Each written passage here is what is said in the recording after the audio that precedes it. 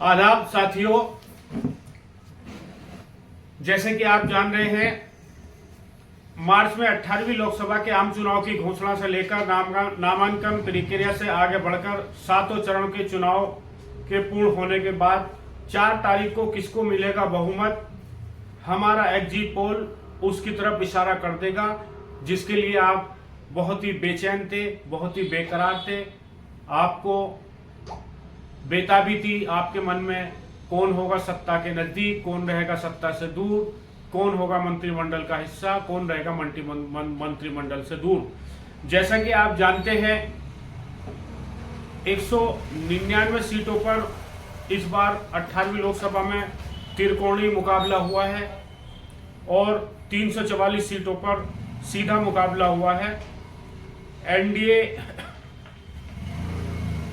की मौजूदा सरकार है और ये जो 199 सीटों पर जो त्रिकोणीय मुकाबला हुआ है, ये किन प्रांतों में हुआ है मैं आपको बताता चलूं।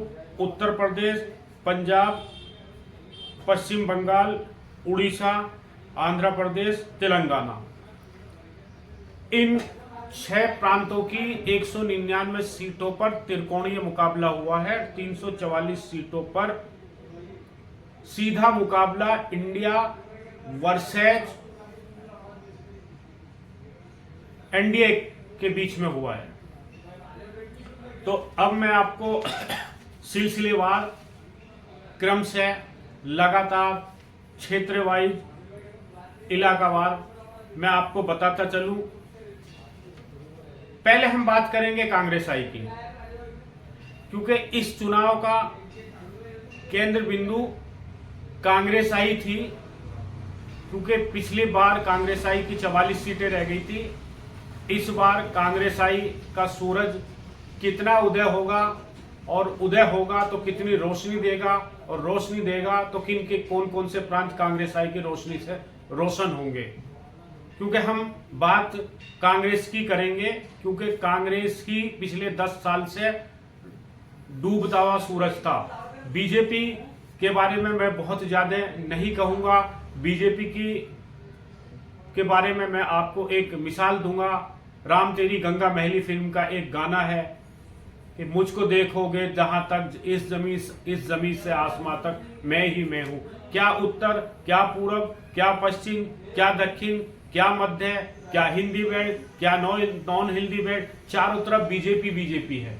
तो बीजेपी की बात करना तो आज जो संक्षिप्त टाइम है हमारे पास वो बेकार होगा, क्योंकि बीजेपी तो इस टाइम अपने राजनीतिक कैरियर के सबसे ऊंचे परवान पर जाकर बैठी है। बीजेपी को उतारना इंडिया गठबंधन के लिए और अन्य पार्टियों के लिए इतना आसान नहीं है। मैं आपको बता दूं, सिलसिलेवार में आपको बताऊंगा कि कांग्रेस आई को और एनडीए को कहां कहां कितनी कितनी सीटें आने वाली हैं, और एनडीए गठबंधन को और बीजेपी को कहां कहां कितनी कितनी सीटें मिलने वाली हैं। सबसे पहले हम शुरुआत करते हैं उत्तर भारत से। तो उत्तर भारत में पंजाब से हम इसकी शुरुआत करते हैं। कांग्रेस को 6 सीटें मिलने वाली हैं।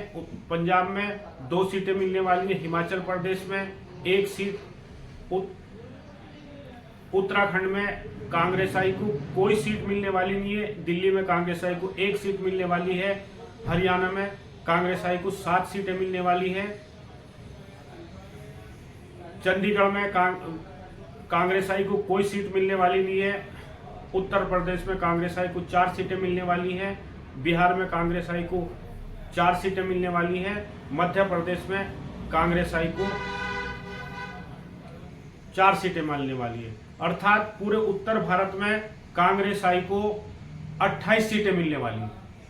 अब हम बात करेंगे पूर्वी भारत में कांग्रेस आई को हमने असम और उसके जो 7 सहयोगी प्रांत हैं उनको असम प्लस में किया है, एक एक प्रांत का अगर हम नाम लेंगे तो बात लंबी हो जाएगी और आसानी से समझ में नहीं आएगी।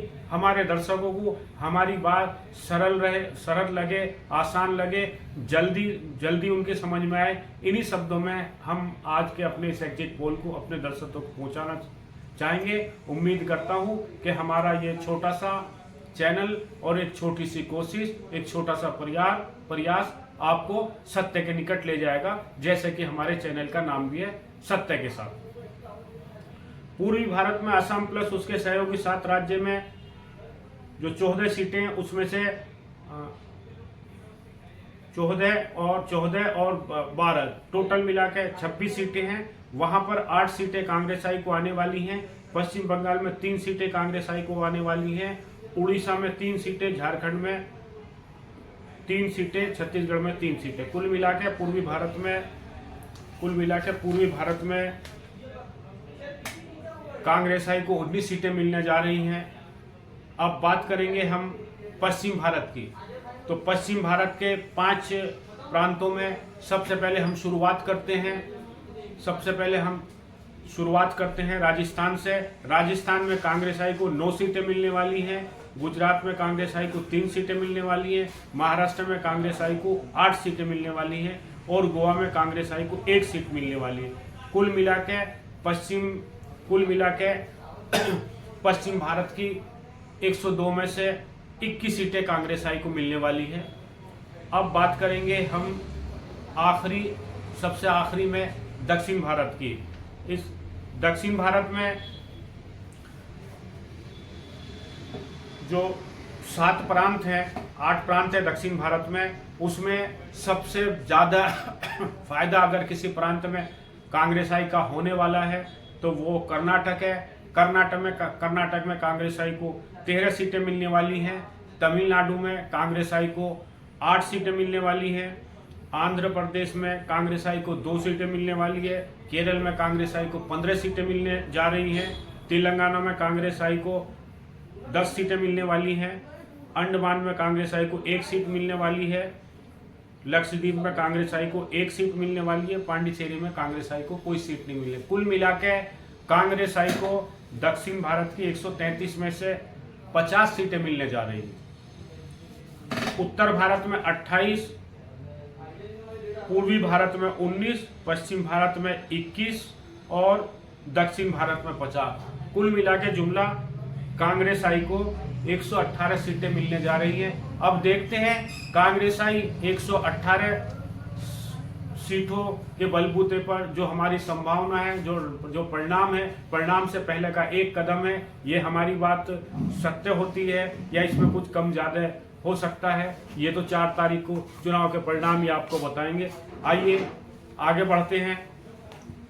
अब हम आगे बढ़ते हैं। किस पार्टी को, किस गठबंधन को कहां कितनी वोट मिलने जा रही है, और एक जो मोटा डाटा, एक संक्षिप्त डाटा या पूर्ण डाटा जो पार्टी वाइज है वो भी हम आपको बताएंगे। सबसे पहले हम बात करते हैं पिछले 2019 में जो 17वीं लोकसभा का चुनाव हुआ था, उस 2019 में उसमें भारतीय जनता पार्टी को 27.5% के हिसाब से वोट प्राप्त हुए थे और टोटल एनडीए के गठबंधन को 45% वोट प्राप्त हुए थे। कांग्रेस आई को 19.4 वोट मिले थे और यूपीए गठबंधन को 26.7 वोट प्राप्त हुए थे पूरे भारत में। अन्य पार्टियों को लगभग 30% वोट मिला था और 30% वोटों का जो ये विभाजन था, इसी विभाजन का भरपूर फायदा भारतीय जनता पार्टी को मिला, जो भारतीय जनता पार्टी ने एक बम्पर बहुमत 303 उनका निजी और उनके साथियों का, एनडीए के अन्य गठबंधनों का मिलाकर 353 का एक प्रचंड बहुमत मिला और 5 साल तक उन्होंने सत्ता की जो धूम मचाई, सत्ता का जो कोहराम मचाया, सत्ता के नशे में जो इस देश के संविधान के अंतर्गत आने वाली तीनों पालिकाएं हैं, विधान पालिका, कार्यपालिका, न्यायपालिका, इनको कोई कसर नहीं छोड़ी नेस्ताए नाबूद करने में, इन पे कब्जा करने में, इन पे कब्जा करके मनमाने ढंग से अपनी नीतियों को लागू करने में। ये 30% वोट का जो बिखराव था, यही 30% वोट के बिखराव ने पिछली बार के लोकसभा में भारतीय जनता पार्टी को 303 सीटें दिलाई और एनडीए को 353 सीटें दिलाई।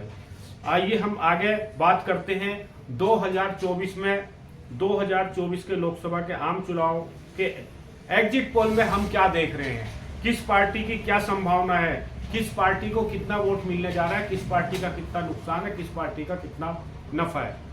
सबसे पहले बात करते हैं जो देश की सबसे बड़ी पार्टी है, 303 लोकसभा सदस्यों वाली भारतीय जनता पार्टी। बीजेपी को पिछली बार जो 37.5% जो वोट मिला था, इस बार बीजेपी को 34.5% वोट मिलने जा रहा है। इसका मतलब बीजेपी को 3.5% वोट का नुकसान है। लोग कांग्रेसाई और एनडीए और देश के लोगों के बीच में इस बात की चर्चा है, इस बार बहुत ज्यादा बीजेपी को नुकसान होने जा रहा है, बहुत ज्यादा बीजेपी का वोट परसेंटेज गिर रहा है, बीजेपी का बहुत ज्यादा वोट परसेंटेज घट रहा है। लेकिन हमारे इस एग्जिट पोल में ऐसा हमें कुछ भी नहीं दिख रहा, सिर्फ 3% वोट बीजेपी का कम हो रहा है। आइए हम बात करते हैं, आगे बढ़ते हैं, अपनी चर्चा को आगे ले जाते हैं। एनडीए को 41% वोट मिल रहे हैं। पिछली बार एनडीए को 45% वोट मिले थे। 4% वोटों का नुकसान इस बार एनडीए को भी उठाना पड़ रहा है। अब बात करते हैं जो इस चुनाव के लिए एक चुनौती है पार्टी भारतीय राष्ट्रीय कांग्रेस, जिसने तकरीबन ऑलमोस्ट 80% टाइम देश पर राज किया है, देश को बहुत कुछ दिया भी है और देश से बहुत कुछ लिया भी है। इस चुनाव की चर्चा में भारतीय जनता पार्टी से ज्यादा कांग्रेस है, क्योंकि कांग्रेस के लिए ये निर्णायक समय है। कांग्रेस अगर कांग्रेस का सूरज अभी नहीं चढ़ा तो ये समझ लीजिए कांग्रेस का सूरज लगभग अस्त होने की तरफ चला जाएगा। कांग्रेस के लिए ये चुनाव करो या मरो का चुनाव है। कांग्रेस आई को 24% वोट मिलने जा रहे हैं, जो पिछले बार के मिले हुए वोट का 4.5% का इजाफा है, 4.5% का मुनाफा है। इंडिया गठबंधन को 36% वोट मिलने जा रहे हैं, जो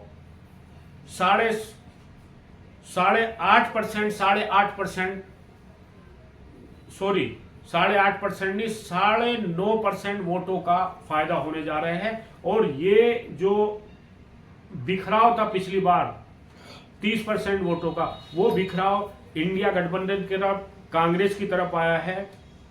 इसी वजह से जो पिछली बार 30% जो कांग्रेस 30% जो बिखराव का वोट था, जो अन्य पार्टियों का वोट था, वो घटकर अन्य पार्टियों का वोट प्रतिशत 23% हो जा रहा है। इस बार अन्य पार्टियों को 23% वोट मिल रहे हैं। आइए अब हम आपको बता दें जो हमारा इस एग्जिट पोल का सबसे आखिरी, सबसे अहम और दिल को झकझोर देने वाला, बीपी बढ़ा देने वाला, बीपी कम दे देने वाला, सदमा लगा देने वाला, उम्मीदों को चकनाचूर कर देने वाला, उम्मीदों को आसमान की बुलंदी तक तो पहुंचाने वाला, मंत्रिमंडल के गठन की तैयारी करने वाला, मंत्रिमंडल के गठन से बेदखल करने वाला और सत्ता की हिस्सेदारी और सत्ता से निकासी का जो मैजिक और जादुई जो आंकड़ा है, हम इसको सिर्फ पार्टी वाइज हम पहले बता चुके हैं। अब हम स्टेट वाइज आपको एनडीए का स्कोर बताएंगे और इंडिया का स्कोर बताएंगे, अदर्स पार्टी का स्कोर बताएंगे। आप चाहे तो, अगर आपके पास समय है, आपके पास अगर पेन अगर काफी है तो आप लिख सकते हैं, नोट कर सकते हैं, या हमने जो डाटा तैयार किया है वो हम आपको दिखा भी सकते हैं। शुरुआत करते हैं हम सबसे बड़े प्रांत जो भारत की शान है, जो भारत का सबसे बड़ा प्रांत है, जहां भारत में सबसे ज़्यादा पानी देने वाली गंगा, जमुना और बहुत सारी नदियां बहती हैं, जिसका 80 से 90% हिस्सा समतल है, उसको हम कहते हैं उत्तर प्रदेश। उत्तर प्रदेश की 80 सीटों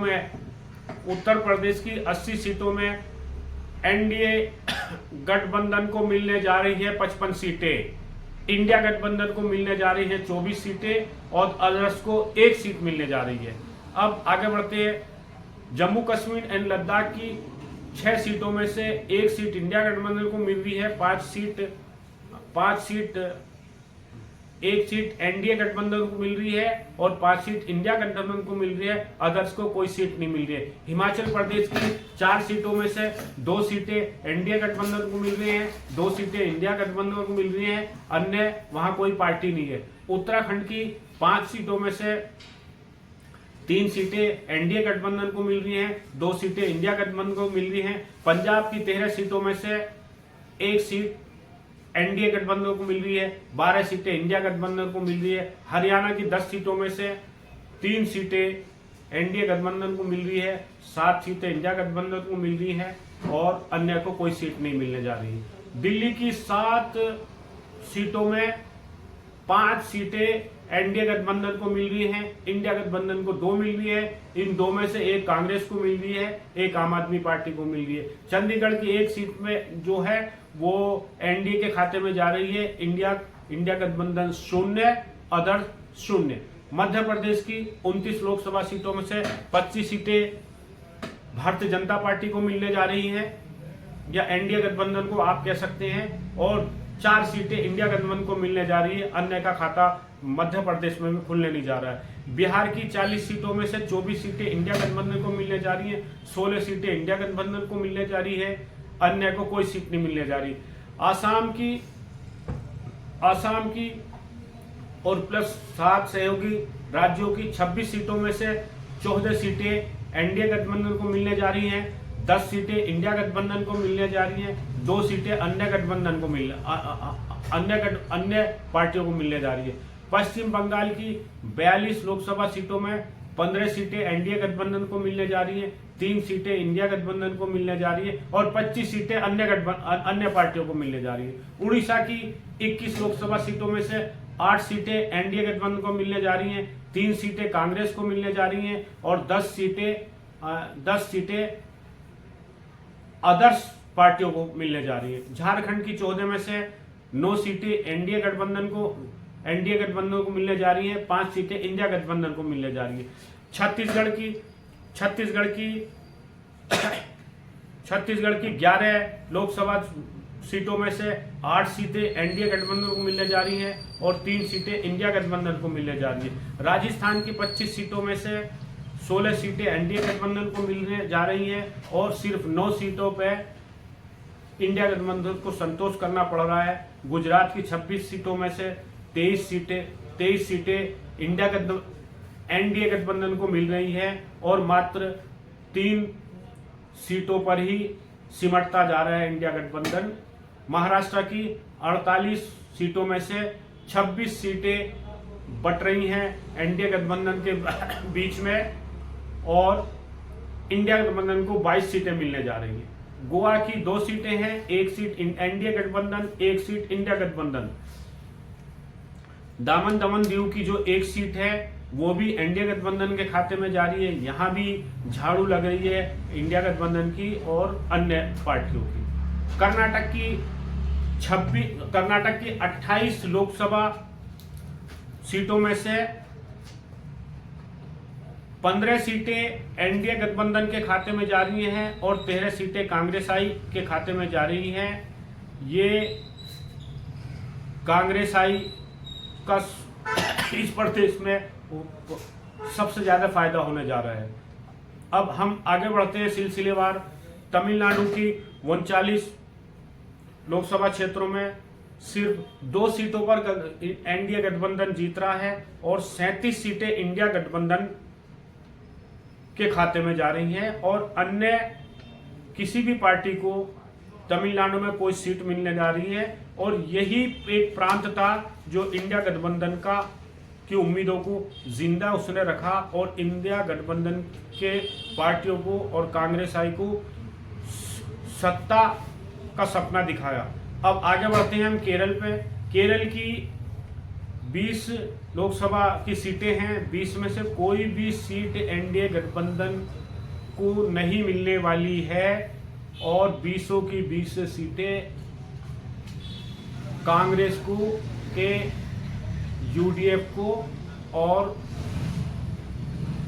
कम्युनिस्ट पार्टी के एलडीएफ को मिलने जा रही है। कांग्रेस के यूडीएफ को 15 सीटें और कम्युनिस्ट के यूडीएफ को 5 सीटें मिलने जा रही हैं। अब आगे चलते हैं, आगे बढ़ते हैं। आंध्र प्रदेश की 25 लोकसभा सीटों में से 11 सीटें एनडीए गठबंधन को मिलने जा रही हैं और 2 सीटें इंडिया गठबंधन को मिलने जा रही हैं और 12 सीटें अदर्स पार्टियों को मिलने जा रही हैं। तेलंगाना की 17 सीटों में से 5 सीटें इंडिया गठबंधन को मिलने जा रही हैं, 10 सीटें तेलंगाना की 17 में से 5 सीटें एनडीए गठबंधन को मिलने जा रही हैं और 10 सीटें इंडिया गठबंधन को मिलने जा रही हैं। वो इंडिया गठबंधन में से 10 की 10 सीटें कांग्रेस को जा रही हैं और अदर्स अन्य पार्टियों को 2 सीटें मिलने जा रही हैं। पांडिचेरी की जो 1 सीट है वो एनडीए गठबंधन को मिलने जा रही है। एनडीए गठबंधन और अन्य पार्टियों को यहां भी कोई सीट नहीं मिल रही है। लक्षद्वीप की 1 सीट है जो इंडिया गठबंधन को मिलने जा रही है और अंडमान की जो 1 सीट है वो भी एनडीए गठबंधन को मिलने जा रही है। अब साथियों, हम उस योग की तरफ, उस जोड़ की तरफ, उस उम्मीद की तरफ, इस जादुई फिकर की तरफ आपको ले जाना चाहते हैं जिसके लिए आप बहुत बेकरार थे, बहुत बेचैन थे, बहुत बेताब थे, जिसके पिछले 3-4 महीने से आपके मन में एक खलबली थी, एक उतावलापन था, एक बेचैनी थी। आखिर किसकी होगी सरकार, किसको मिलेगा बहुमत, कौन होगा सत्ता के नजदीक, कौन होगा सत्ता से दूर, किसको मिलेगा कौन सा मंत्रालय, कौन होगा प्रधानमंत्री, कौन होगा विपक्ष का नेता, कौन होगा गृह मंत्री, कौन होगा रेल मंत्री, जिसके माध्यम से इन सब का निर्माण होने जा रहा है। 545 लोकसभा क्षेत्र में एनडीए गठबंधन को मिलने जा रही है 275 सीटें। स्पष्ट बहुमत की तरफ एनडीए गठबंधन एक बार सत्ता प्राप्ति की तरफ जा रहा है। एनडीए इंडिया गठबंधन 217, अन्य क्षेत्रीय दलों को 51 सीटें मिल रही हैं। एनडीए गठबंधन पूर्ण रूप से स्पष्टता के तौर पर बहुमत की तरफ जाते हुए दिख रहा है। साथियों, एक बार हम आपको बता दें, ये एग्जिट पोल है, ये नतीजे नहीं है। इसमें से कुछ सीधे घट भी एनडीए की भी कम हो सकती है, बढ़ भी सकती है। इंडिया गठबंधन की कम भी हो सकती है, बढ़ भी सकती है। क्षेत्रीय लोगों की बढ़ भी सकती है, घट भी सकती है। लेकिन हमारा ओपिनियन पोल भी इन्हीं तथ्यों पर आधारित था और हमारा ओपिनियन पोल भी यही आंकड़ों के आसपास था। इन्हीं शब्दों के साथ मैं अपनी बात को एक बार अंतिम विराम देने से पहले आप अपने इस चैनल के माध्यम से मैं विनती करना चाहता हूं, अनुरोध करना चाहता हूं और गुजारिश करना चाहता हूं देश की समस्त जनता से। प्रधानमंत्री नरेंद्र मोदी जी पिछले 10 साल से देश के प्रधानमंत्री हैं और आगामी प्रधानमंत्री वो रहेंगे या नहीं रहेंगे, जो भी रहेगा, जो भी प्रधानमंत्री पद पर आसीन व्यक्ति होगा, उसकी गरिमा का सभी देशवासियों ने ध्यान रखना है और खुद प्रधानमंत्री ने भी अपनी गरिमा का ध्यान रखना चाहिए। उन्होंने भी सब स्टैंडर्ड बातें नहीं बोलनी चाहिए।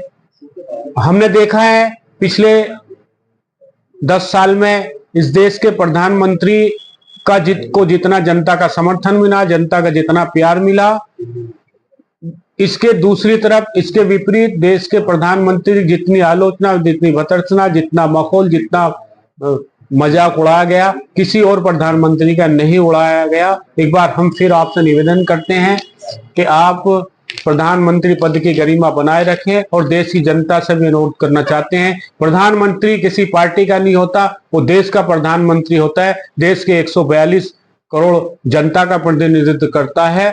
और फिर हम आपको एक बार बताने जा रहे हैं, खुशखबरी देने जा रहे हैं, एनडीए की सरकार बन रही है। अभी इंडिया गठबंधन को 5-7 और जिस लगन और परिश्रम से वो काम कर रहे थे पिछले 5 साल से, पिछले 1 साल से और 5 साल मेहनत करनी है। इन्हीं शब्दों के साथ हम आपको अंतिम विराम, हम आपको विदा होने से पहले बोलें, आपको और रुकना पड़ेगा। ये एग्जिट पोल है, ये नतीजे नहीं है, लेकिन हम आशा करते हैं जैसे कि हमने मेहनत पिछले 3-4 महीने से मेहनत कर रहे हैं, हमारे ये एग्जिट पोल नतीजों में परिवर्तित हो। आप बने रहिए सच के साथ, ताकि हम और अगली वीडियो आपके सामने प्रस्तुत करें। धन्यवाद।